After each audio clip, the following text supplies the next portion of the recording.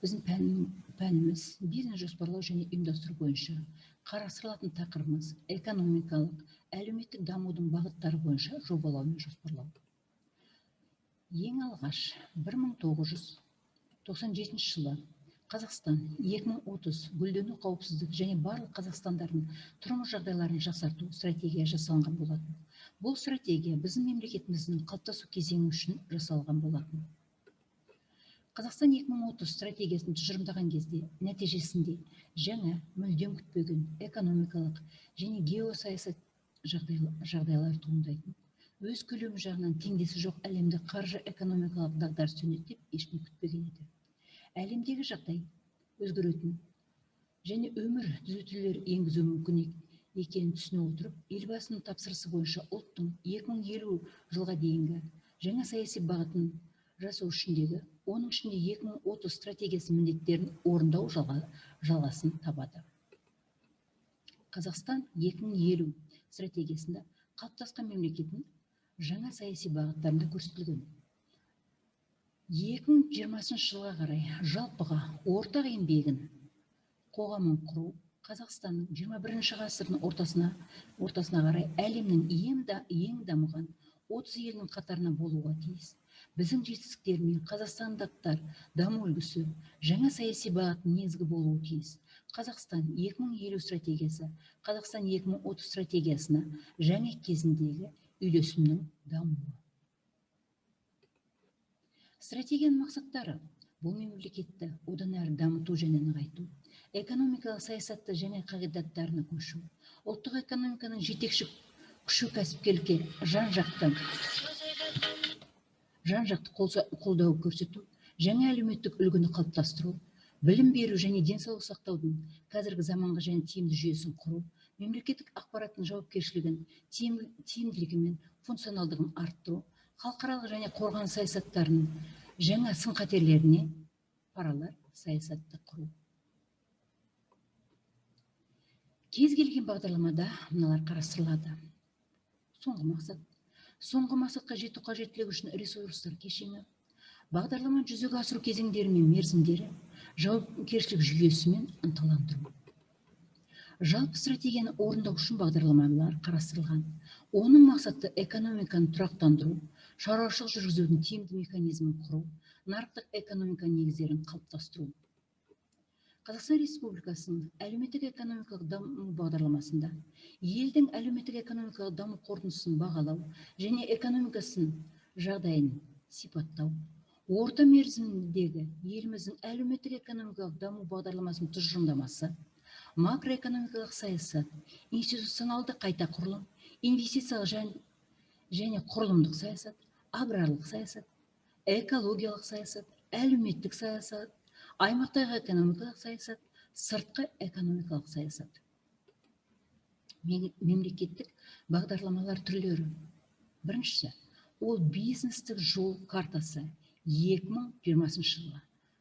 Бұл өзара бұған кіретін Қазақстан Республикасының үдемелі индустриалды инновациялық дамудың 2010-2014 жылдарға арналған мемлекеттік бағдарламасы. Қазақстан Республикасының денсаулық сақтауды дамытудың 2011-2015 жылдарға арналған саламатты Қазақстан мемлекеттік бағдарламасы. Қазақстан Республикасындағы білім беруді дамытудың 2011-2020 жылдарға арналған мемлекеттік бағдарламасы. Қазақстан Республикасындағы тілдерді дамыту мен қолданудың 2011-2020 жылдарға арналған мемлекеттік бағдарламасы. Енді бизнестік жол картасы ары қарай бөлінетін өнімділік 2020, жұмыспен қамту тағы 2020. Әр түрлі күрделілік деңгейлерге тапсырмалар келесі немелерге бөлінеді. Бірінші деңгейдегі сұрақтар. Ол экономиканы реттеу, болжамдау мен жоспарлаудың қажеттілігін түсіндіру. Екіншісі, экономикалық болжамдау дегеніміз не және маңызы қандай.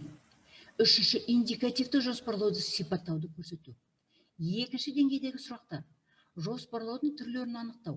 Екінші, болжамдаудың кезеңдерін көрсету. Үшінші, мемлекеттік реттеудің әдістерін көрсету. Үшінші деңгейдегі сұрақтар. Бүгінгі Қазақстанда стратегиялық жоспарлаудың ерекшелігін ашып көрсету. Қазақстан Республикасының индикативті жоспарлар жүйесі қаншалықты маңызды екенін өз бетінше түсіндіру. Үшінші, мемлекеттік бағдарламаны қалыптастыру маңыздылығын айқындап көрсету.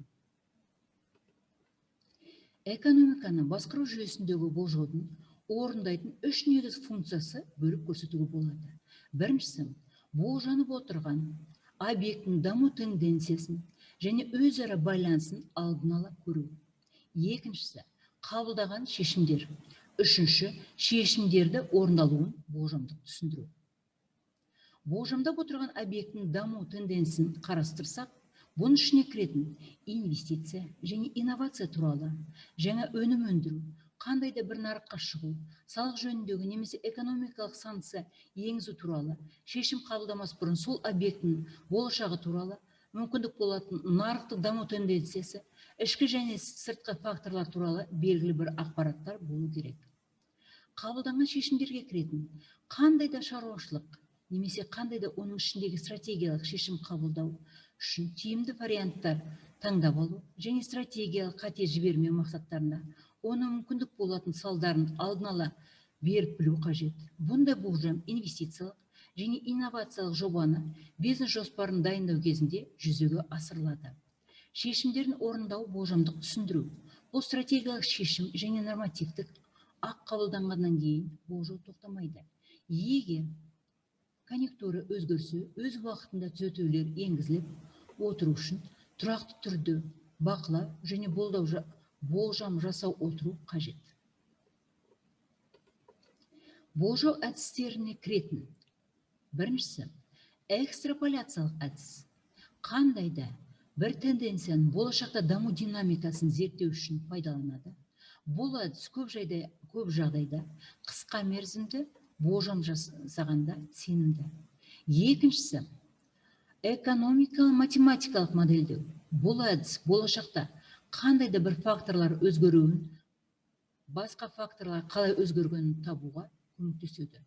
Үшіншісі, тиімділеу әдістері мүмкін болатын варианттардың ішінен неғұрлым тиімсіз таңдауға көмектеседі.